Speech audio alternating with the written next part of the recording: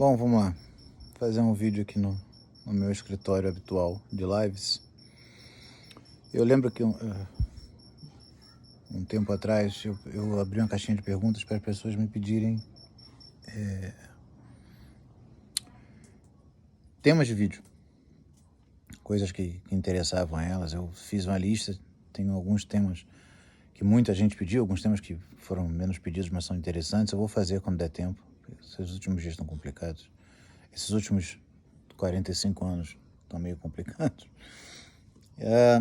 Mas peraí que eu estou tentando abrir a garrafa d'água com a mão fraca enquanto seguro o celular. Mas uma coisa que eu queria falar, um dos temas era sobre parte árabe. Porque é um negócio muito simples, mas pode confundir um pouco a cabeça das pessoas, como se fosse algo muito complicado. Eu devo gravar nessa semana ou provavelmente na outra, uma aula sobre isso, entre outros assuntos, para fechar o curso de Introdução ao Simbolismo Astrológico no CLS.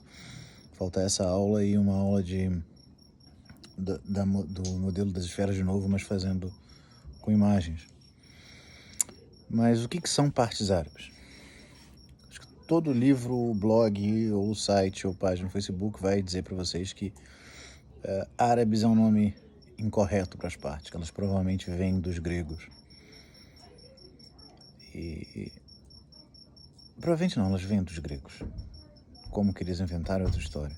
Mas pelo menos para nós ela vem dos gregos. Elas vêm dos gregos.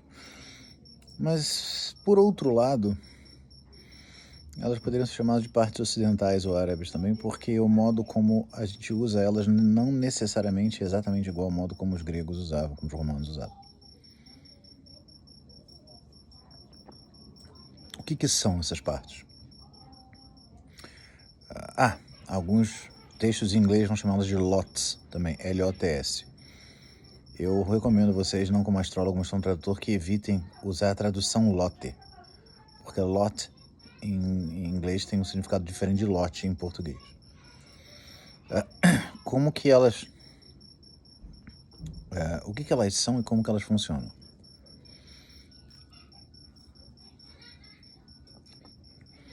Elas são basicamente pontos calculados no mapa. Mecanicamente, o que elas são? Você pega três ou às vezes 4 pontos no mapa. Sendo que um desses pontos ou 2 desses pontos podem ser outra parte árabe. E soma e diminui eles, faz um cálculo com eles, para chegar a uma posição no céu, no zodíaco.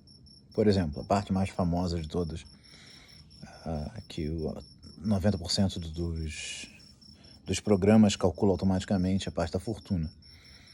Ela é calculada pegando-se a posição do ascendente, somando-se a posição da lua e diminuindo-se a posição do sol.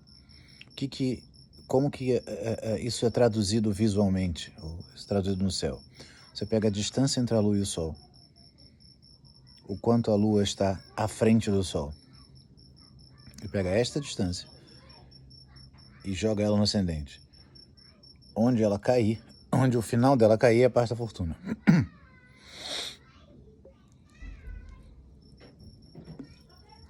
A maior parte dos programas calculam as principais partes árabes. A fortuna todos eles calculam, até onde eu consigo ver. Mas se você quer fazer na mão, é simples. O meu conselho tem 2 modos. O mais difícil de errar é você converter os signos em graus, somar com os graus, converter esses graus todos em minutos. Acho que segundo é precisão demais. Aí você faz a conta com os minutos e depois converte de volta. O que eu acho mais organizadinho que eu faço é somar separado. Minuto, grau e signo. E quando falta um, você puxa do outro, faz a conversão, enfim. Sempre lembra que um signo é igual a 30 graus, um grau é igual a 60 minutos. E você pode fazer com o segundo, eu faço com o segundo também. 1 minuto é igual a 60 segundos. Isso é mecanicamente o que elas são. São pontos calculados aritmeticamente, a partir de planetas, casas e ou outras partes no mapa. O que elas simbolizam? Por que elas são calculadas? Os planetas e as casas, eles têm significações razoavelmente amplas.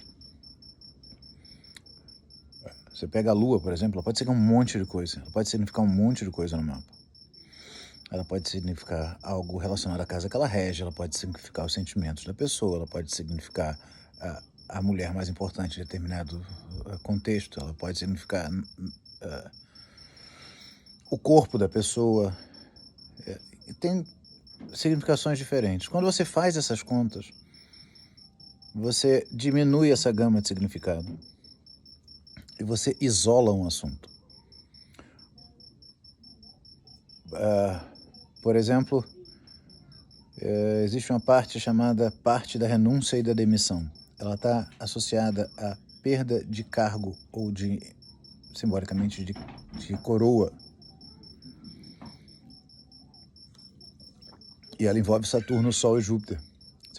Você tira deles, tira um do outro e restringe o significado deles e o significado que sobra é esse. Ou a própria parte da fortuna, você tira a lua do sol. Simbolicamente, o que acontece quando você tira a lua do sol? O que a lua faz? Desculpa, tá cheio de mosquito aqui. O que a lua faz, basicamente? Ela meio que persegue o sol e perde a luz. Aí ela se afasta do sol e ganha a luz e volta. Ela parece essa coisa que está seguindo o sol o tempo todo. E se você tira o sol dela, se você tira de algo que segue um objeto, esse determinado objeto, sobra a fome, a vontade de chegar nele. Então a parte da fortuna está associada